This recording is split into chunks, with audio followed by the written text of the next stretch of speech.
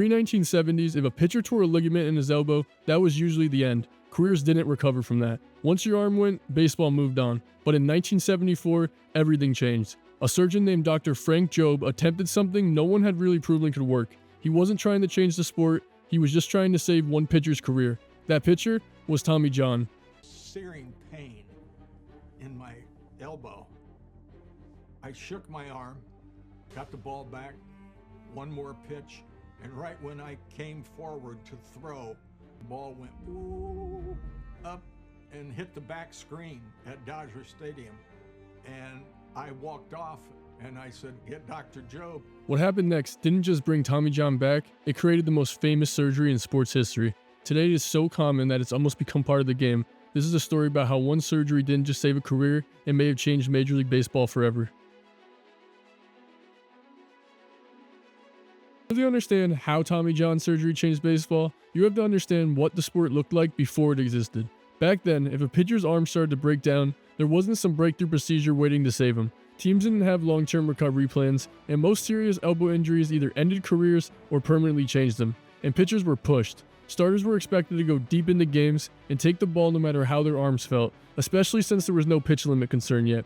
During the same year that Tommy John tore his ligament, Nolan Ryan threw 235 pitches over 13 innings in one game. That was the mentality back then. If you were still standing, you were still pitching. Now compare that to modern baseball. Teams are extremely cautious with their pitchers. They monitor workloads, track biometrics, and shut players down at the first sign of trouble.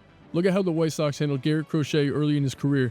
After his Tommy John surgery, they carefully managed his workload and eased him into a bigger role. He wasn't asked to throw 120 pitches or grind through pain. The organization treated his arm like a long-term investment, and that patience eventually paid off, as Crochet later went on to reach 200 innings pitched in one season with the Red Sox in his 5th year in the league. That kind of thinking simply didn't exist decades ago, and even the greatest pitchers couldn't escape the damage. Sandy Koufax, one of the most dominant arms the game has ever seen, spent the final years of his career in constant pain.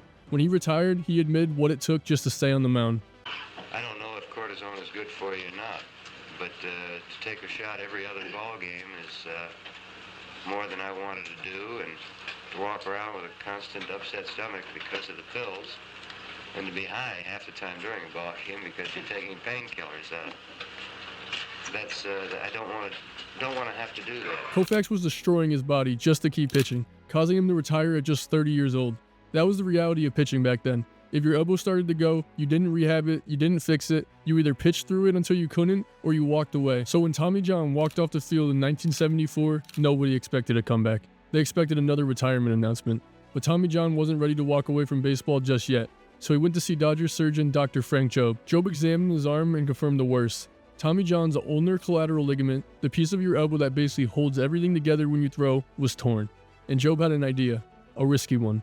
He suggested taking a tendon from somewhere else in Tommy's body and using it to rebuild the torn ligament. No pitcher had ever successfully come back from something like this. There was no proof it could even work. Tommy John later said he agreed because he believed in Jobe, even being quoted saying, "If Dr. Jobe told me to take a pail of my dog's poop and go back to second base at Dodger Stadium and bury them, I would be okay with it. I would have done it because I believed in Dr. Jobe." So they went through with the surgery. It was experimental, complicated, and honestly sounded like something that should have not worked. Jobe drilled holes into Tommy's arm and threaded the tendon through his elbow to recreate the ligament. But even after the surgery, things weren't smooth. The recovery was brutal. Tommy was dealing with major nerve issues, and Jobe actually had to perform a second surgery to fix the ulnar nerve problem. At that point, it wasn't just will he pitch again, it was will his arm even work normal again. But then came the comeback that nobody ever expected. After more than a year of rehab, Tommy John returned to the mound, and he didn't just come back for a few games, he came back and pitched for another decade. And he won 164 games after the surgery, made an all-star team again,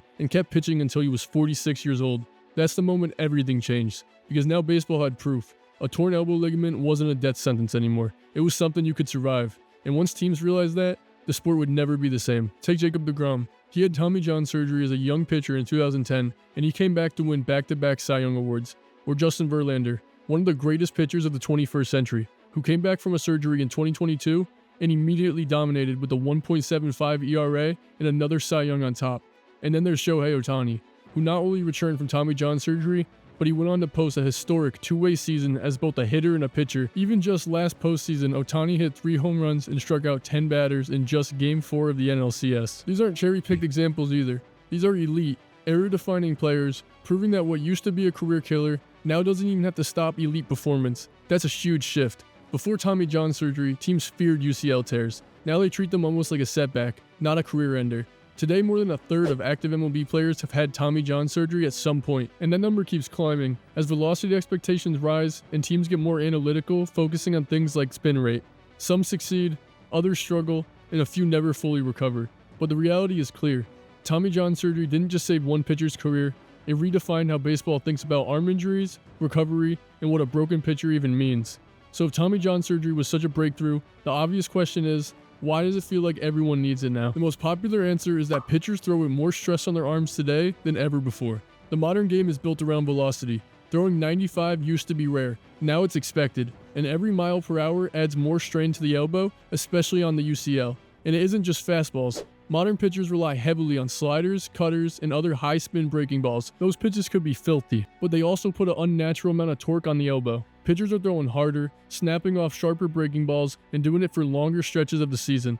Another big reason is early specialization. A lot of kids don't play multiple sports anymore. They pitch year-round, travel ball, showcases, private coaches, and constant tournaments. Instead of resting their arms, they're throwing almost non-stop, and that damage builds up before they even reach the majors. And now there's another modern factor people love to blame: the pitch clock. When MLB introduced the pitch clock, some fans and analysts immediately guessed it might be harming arms. The idea was simple. Pitchers have less time between pitches, less recovery, and a faster rhythm, which can mean more fatigue, sloppy mechanics, and more injuries. But the actual data tells a more nuanced story. According to a recent analysis by Samford University, the pitch clock has not caused a significant rise in overall pitcher injuries. So the claim that the faster pace of play is hurting arms doesn't hold up. In fact, the rate of Tommy John surgeries actually stayed about the same. That doesn't mean the pitch clock has had zero effect at all. When researchers look at specific type of injuries, they found that elbow issues have increased at a statistically significant rate since the pitch clock was introduced. That suggests there might be some added strain on elbows as pitchers work quicker.